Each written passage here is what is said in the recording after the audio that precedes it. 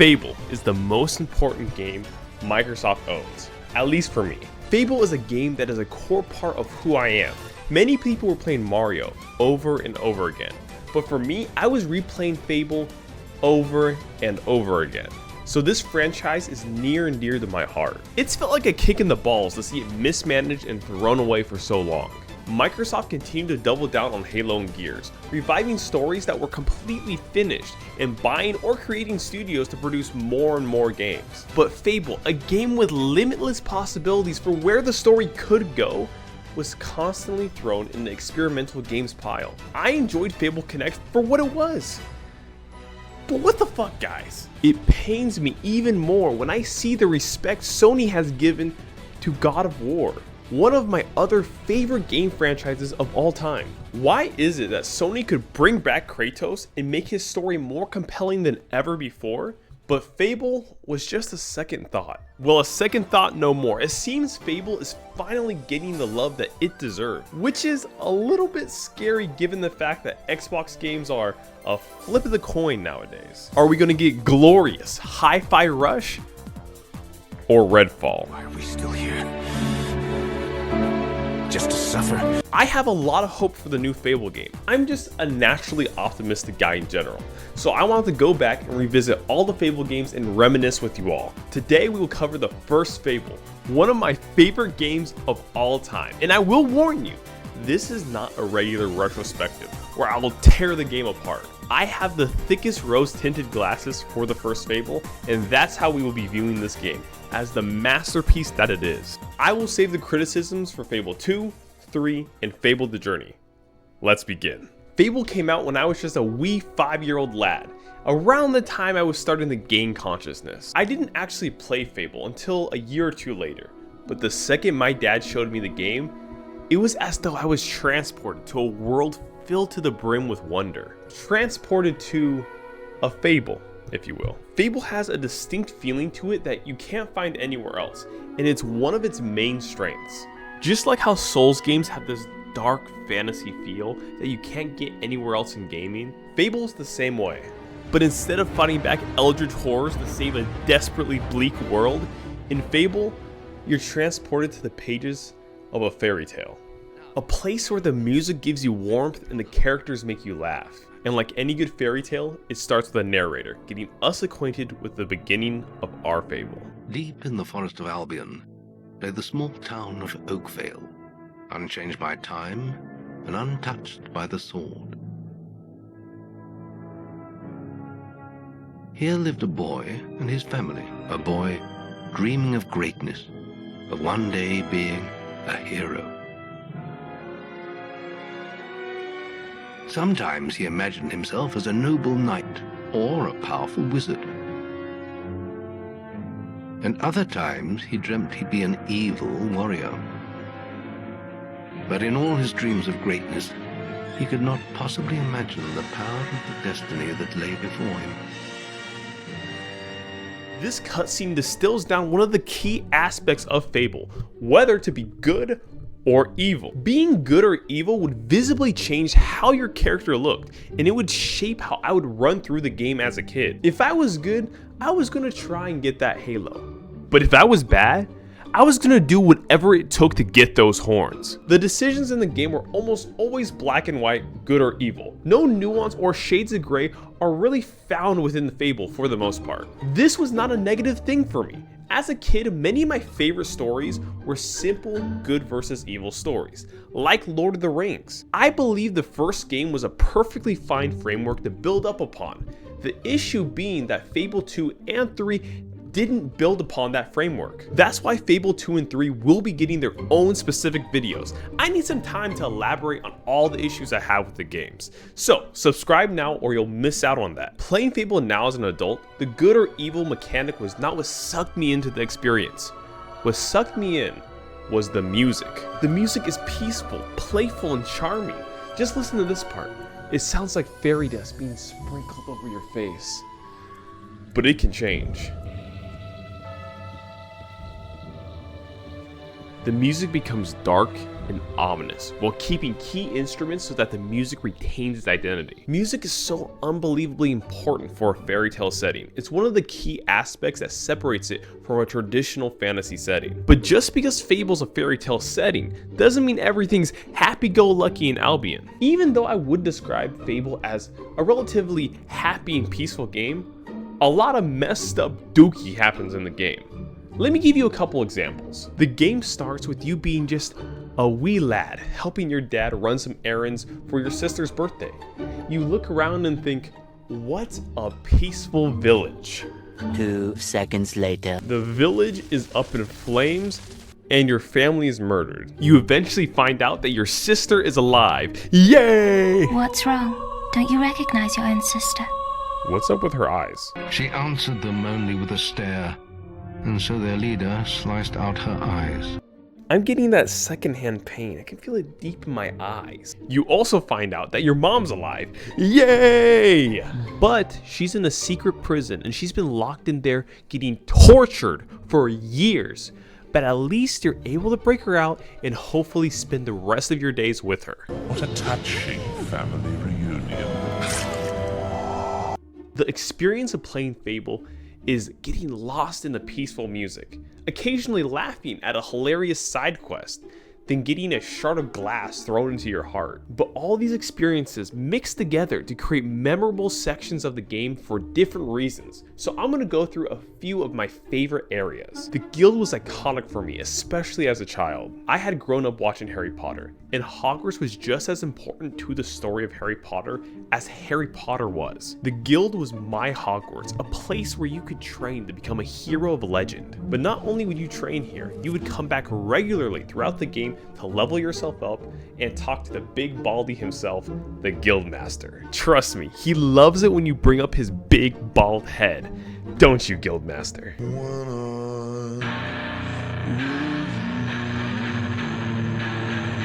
All you need to remember is that this kid was the one playing the game. And I cannot overstate to you how cool a school dedicated to training heroes was to him. Another iconic place was Knothold Glade for one reason: Balverines. Now don't get confused with the less iconic Wolverine. Balverines come in two forms: the more common brown Balverine and then the legendary white Balverine. The white Balverine is bigger, it's stronger, and more importantly, the white hair makes it 100 times cooler. We all know from anime that white hair makes any character immediately better. That's just how it is. The town is also charming with this old Celtic aesthetic and a constant downpouring of rain. Looking back, it's kind of funny that I liked Knothold Glade so much because I live in the Pacific Northwest, which is basically just Knothold Glade in real life. Let me tell you, constant rain in real life sucks, but constant rain in a video game or a movie is such a vibe. Besides Balverines and a quaint little village, there's also this place called the Arena. Continuing our anime references, what are the two best parts of any shonen anime? The training arc and the tournament arc. If the guild was the training arc, then this for sure was the tournament arc. The arena has everything. Tons of enemies to conquer in unique themed combinations. Some of my favorite being the undead, which I would use lightning to blow apart. In general, the arena was a really fun place to explore your build. Fable's combat might be considered a little bit clunky for today's standards, but what I loved about it is that it gave you the freedom to create whatever type of hero that you wanted. In most games, if you invest into being a wizard, that's just who you are for the rest of the game. But in Fable, you could be a battle mage with some bow skills on the side. This allowed for some very fun builds where you could have flying swords around you while you cast a spell that makes each one of your swings hit twice or even 3 times per swing. But then those swings were even more powerful because you used the best skill in the whole game: Berserk. In the arena, you also fight with and against your rival Whisper, who you've trained with your entire life. At the end of the arena, you have a choice: kill her or give up all the money and walk out of the arena. And I have a proposal to mark the occasion. One final round. A fight to the death between the two heroes still standing. The winner will receive a special prize. The loser will have the privilege of dying before you. I've been trying to tell you guys. Fable's fucked up. After the arena, you meet Jack of Blades. The one, the only, the hero of heroes, Jack of Blades! I have returned. After an eternity away from you all, Jack of Blades is back. Jack of Blades is my favorite video game villain of all time. His design, perfect. The mysterious mask with the red hood and the armor underneath, reminiscent of the Witch King of Agmar with a Fable flair. And don't get me going on his voice. Oh! It's in your blood. And in your sister's too. You should bring her to me. I so long to reunite you both with your mother. Just think of the happiness it would bring her. Jack of Blades is so evil. He tells you your mom's alive just so that he can imprison you with her. After later breaking out of prison with your mom, he later slits her throat in front of your eyes. Then in the Lost Chapters edition of the game, he forces you to use your mom's soul to open up a door so you can fight him for a second time. Jack is an absolute menace at this point in the game, constantly talking shit and trying to sway you to the dark side. Ladies and gentlemen, this is a truly special occasion. Watch a hero ripped to pieces by trolls and Jack's very own minions. You found your first soul, did you? But the shrine is ever so greedy. It will want more before it's had its fill. I wonder who the next one will belong to. This guy is genuinely having fun, and this is the first time in the game where the decisions that he's forcing you to make are genuinely hard. Anyway, we figured out the second inscription. It says, the heroine. I can't think of anyone who fits the description better than Scarlet Robe, your mother.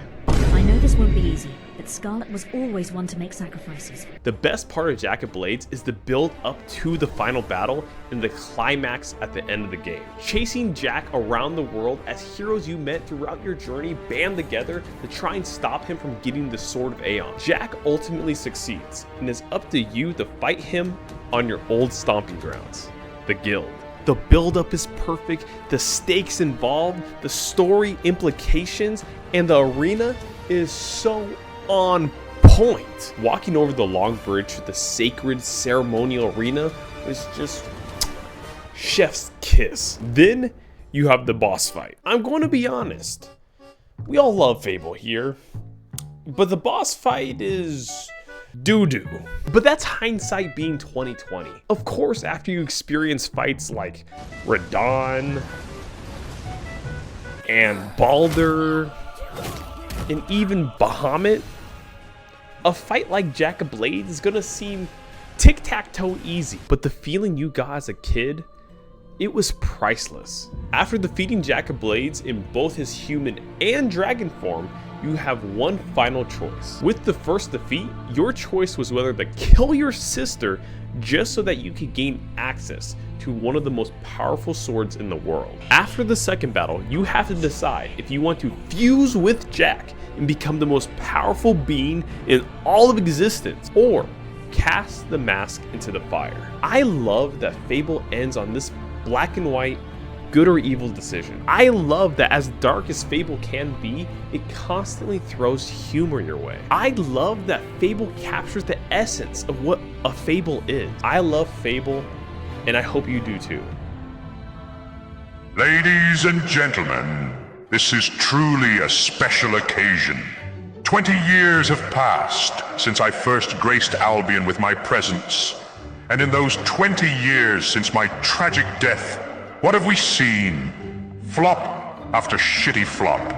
What were they even thinking with these sorry excuses for sequels? The poor guild master would be turning in his grave if he knew how the guild was burned to ashes by weak peasant farmers.